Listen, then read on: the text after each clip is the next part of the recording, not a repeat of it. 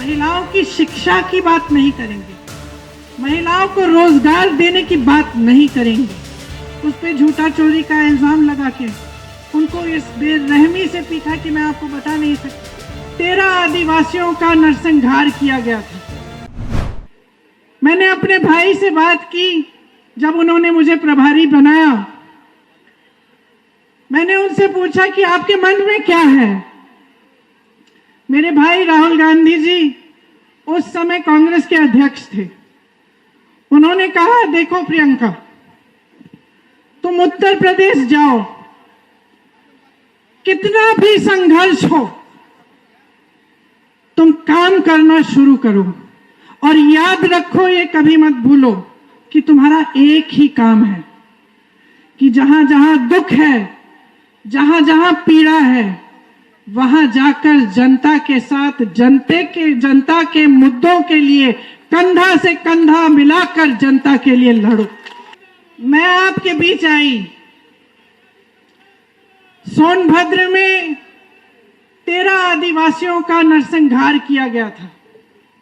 मैं वहां गई। एक लड़का रामराज गोंड था वहां। वो सब आदिवासियों के परिवार के सदस्यों को मेरे पास लाया। मुझे पता चला कि जिस तरह से नरसंहार हुआ है, पुलिस प्रशासन ने भूमाफिया की मदद कर दी, लेकिन आदिवासियों को बचाने के लिए कोई नहीं आया। उसके बाद उन्नाव में एक महिला का बलात्कार हुआ। बहुत बुरी तरह से उसको फिर मार डालने की कोशिश की गई। उन्नाव में एक और महिला के साथ बलात्कार हुआ, उसको जला दिया गया। हाथरस में एक दलित महिला के साथ बलात्कार किया गया, उसके बाद उसे जलील किया गया और उसके परिवार पर दबाव डाला गया। उसकी चिता को बगैर उसके माँ बाप की प्रस्तुति की मौजूदगी के जला दिया गया। आगे लखीमपुर खेरी में 6 किसानों को एक मंत्री के पुत्र ने अपनी जीप के नीचे कुचल डाला। फिर से पुलिस और प्रशासन ने मदद नहीं की। मैं ललितपुर गई। ललितपुर में उस किसान के घर गई जो खाद की लाइन में खड़े खड़े जिसकी मृत्यु हो गई थी। बारिश आई थी बहुत समय बाद। उसने सोचा अच्छी उपज हो जाएगी, खाद वितरण केंद्र पे चला जाता हूं, खाद मिल जाएगी। 2-3 लाख का कर्ज था, उपज हो जाएगी, उसको बेचकर मैं कर्ज चुका दूंगा। लाइन में खड़े खड़े 2 दिन बीत गए। घर आने से डर लग रहा था कि मैं लाइन छोड़ दूंगा तो मुझे खाद नहीं मिलेगी। खड़े रहे, पानी नहीं पिया, खाना नहीं खाया, खड़े खड़े मृत्यु हो गई। मैं उनके घर गई। उनकी बेटी सविता ने मुझे यूं पकड़ के मुझसे पूछा कि दीदी, ये मेरे पिता के साथ क्यों हुआ? हमने क्या गलती की थी कि हमारे साथ ये क्या हुआ?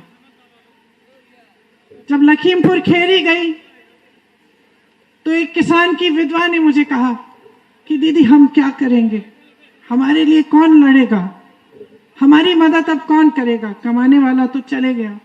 पुलिस और प्रशासन हमें घेर रखी है, हम पर दबाव डाल रही है। रमन कश्यप वहां एक पत्रकार था, उसकी भी हत्या हुई थी। उसके भाई, उसके पिताजी ने मुझसे कहा कि उनको पोस्टमार्टम की रिपोर्ट तक नहीं मिली ढंग की, कुछ दिख ही नहीं रहा था कि क्या लिखा है क्या नहीं लिखा है। उन पर भी प्रशासन दबाव डाल रहा था। आस्ते आस्ते ऐसे हादसे होते गए।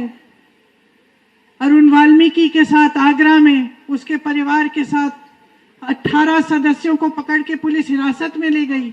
उस पे झूठा चोरी का इल्जाम लगा के उनको इस बेरहमी से पीटा कि मैं आपको बता नहीं सकती। उसके ससुर जी के नाखून निकाल दिए।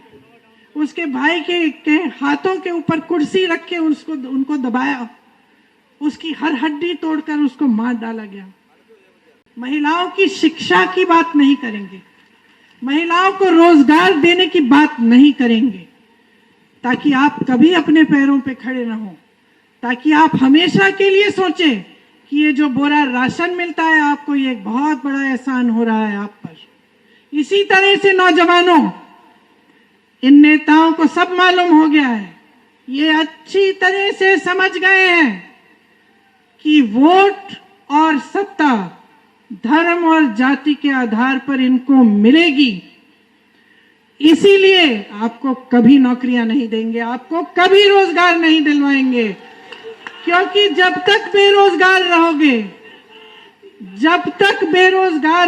जब तक निर्भर रहोगे, जब तक अपने पैरों पे खड़े नहीं होगे, तब तक आपके जज्बात, आपके दुख, आपकी निराशा, आपकी नाराजगी का इस्तेमाल राजनीतिक दल कर पाएंगे।